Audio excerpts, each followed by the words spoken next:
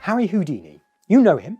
He's the magical Harry whose books, films and video games nobody has had to start boycotting yet. You may not be aware that the renowned magician and escapologist Harry Houdini also wrote books and films. The number of you who do know he did this is probably even smaller than the number of people who would correctly say how he died. Because if you thought, well, I know he died on stage because of an escapology trick gone wrong, that's not quite correct. Nor is it the topic of this video. But yes, Harry Houdini. He wrote multiple short stories, screenplays and stage plays. His writing was at least partly utilitarian, whether to expose frauds in books and articles, or to copyright certain tricks without revealing how they were done by centering a play around them. That's smart. Many of the remainder had an autobiographical aspect to them.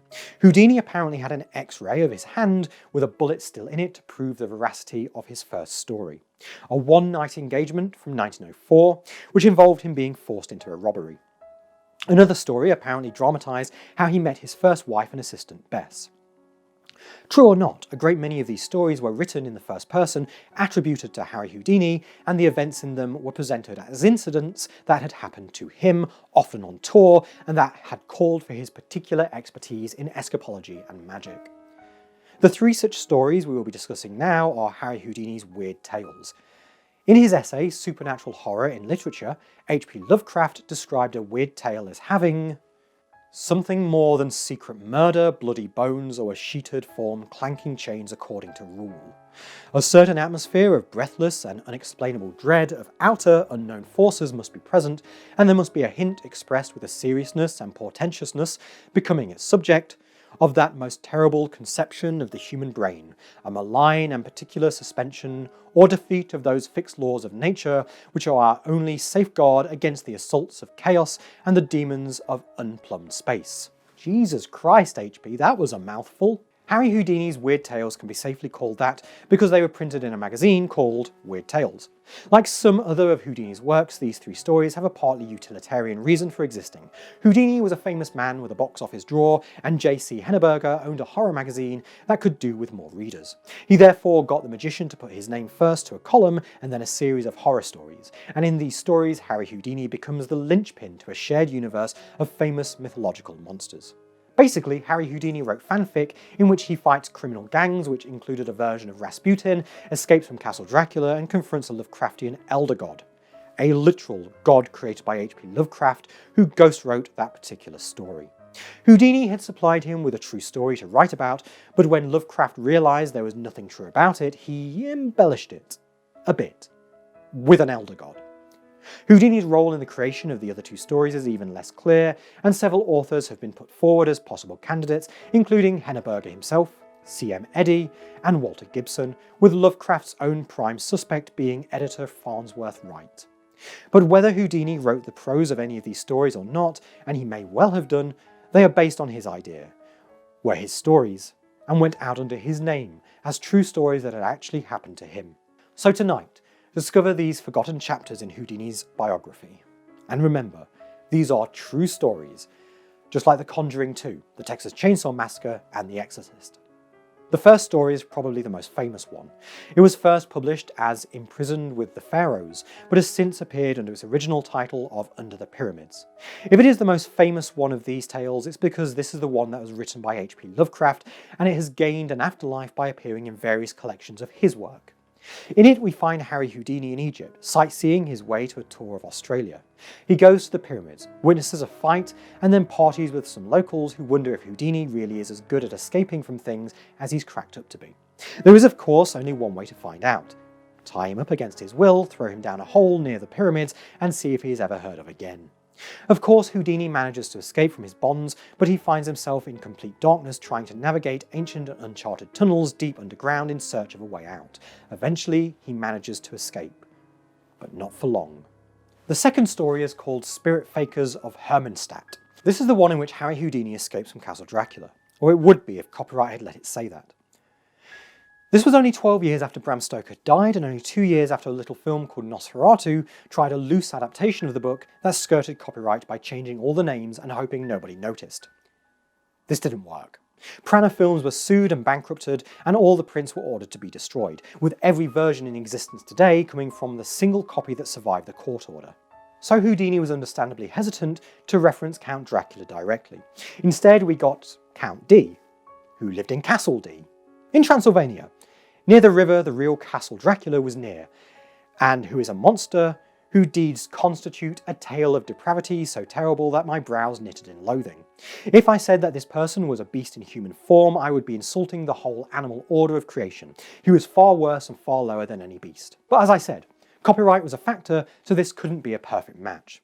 There was nothing said about this beast being more than human. In fact, he has died before the story starts. He had a wife and 2 daughters, and as Houdini is a character, presumably this is set several decades after the events of the book Dracula, in which Dracula has also died, and in very different circumstances. However, it is difficult to imagine that the readers of a horror magazine could have no idea who this Count D might be alluding to, especially when Harry Houdini climbs down the castle wall, much how Count Dracula had climbed down the sides of Castle Dracula in one of the most famous scenes from the book. Except Dracula did it head first and Houdini did it naked and in manacles, because of course he did. Which I guess just means both characters did it in their own style. And if you're thinking, surely all these similarities are far too obvious to have escaped notice from the Stoker estate, you may be right.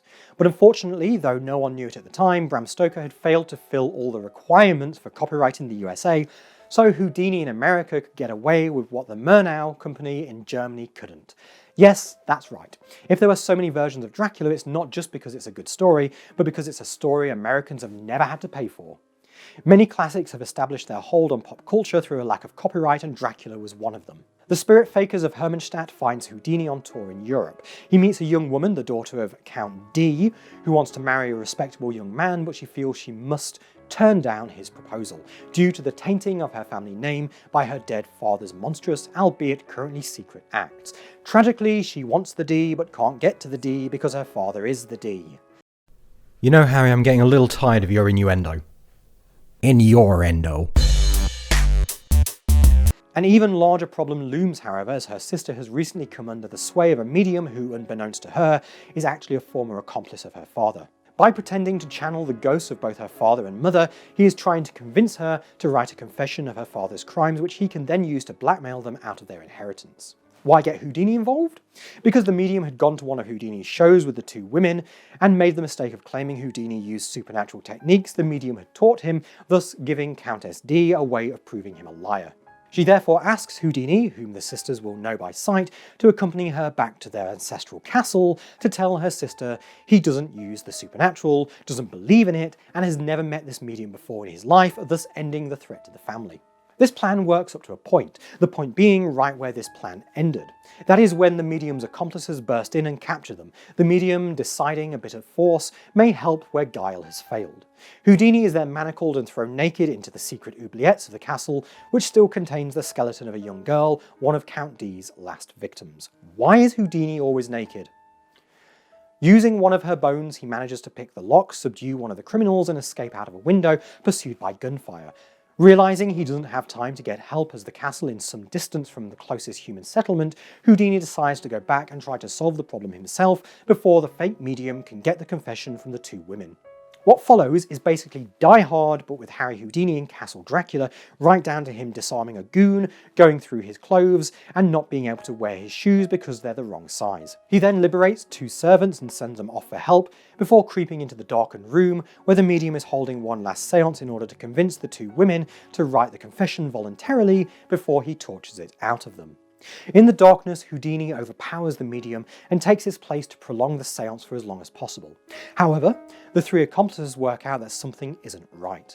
There is a fight and the 4 villains escape right into the arms of the police, who are just outside. We then have a little postscript revealing that one of the people involved in the plot was actually Rasputin, who escaped and made his way to Russia, where he did untold damage there. Okay, Harry. Now you may recall I said earlier that in these 3 stories Houdini escapes from Castle Dracula, sees a Lovecraftian monster, and foils a plot involving Rasputin. And we have now covered all 3 of these, with 1 story still to go. Venture into this uncharted territory with me now. The 3rd story is called The Hoax of the Spirit Lover. Like the previous 2, it is presented as a true Houdini story, but this time the overall story itself may actually be true, or at least it may have happened but not to Houdini, though its investigation into a fraudulent psychic fit Houdini quite well.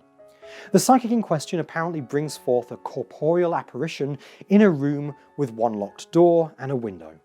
A deception must be at play, but no one knows how it was achieved, so Houdini is called in.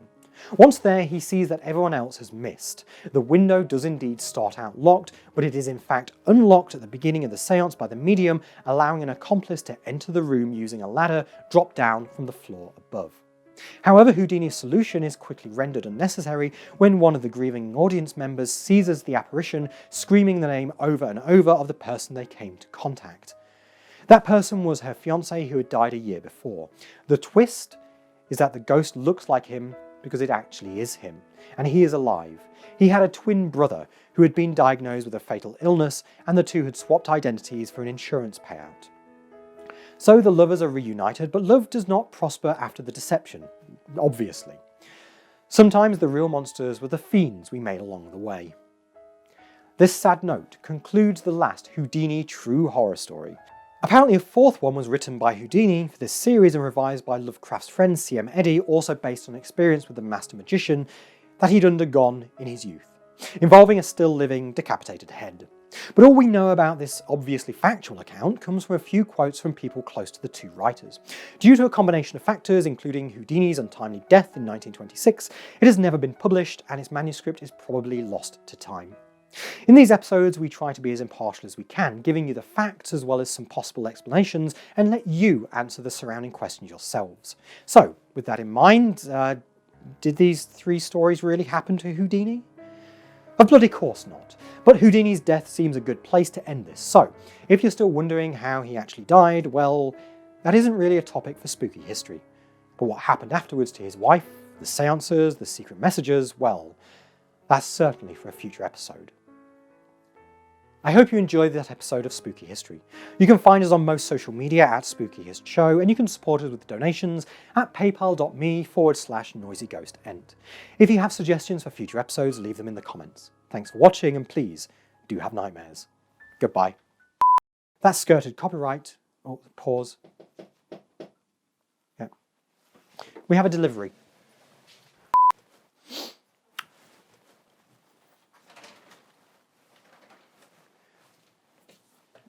Okay, that's ready to start playing again.